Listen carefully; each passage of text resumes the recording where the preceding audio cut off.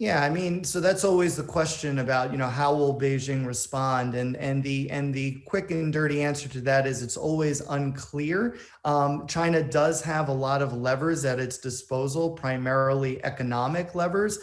China currently is the world's second largest economy, and by 2028, perhaps China will overtake the US as being the world's number one economy.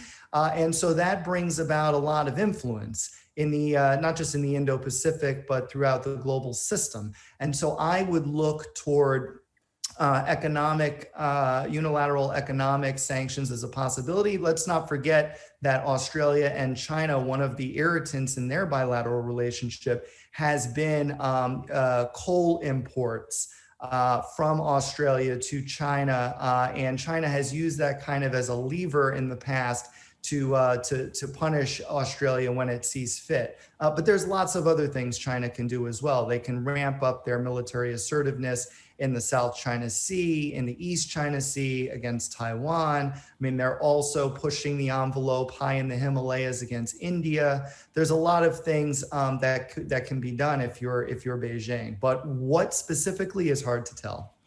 Right. What does this agreement tell us about the relationship between the United States and the UK? Because I was just reading some interesting analysis out of the Lowy Institute in Australia suggesting that now that the United States is going to be essentially sharing this technology with Australia, it kind of usurps the position that the United Kingdom had with the United States and puts Australia, to quote this analysis, at the tip of the spear.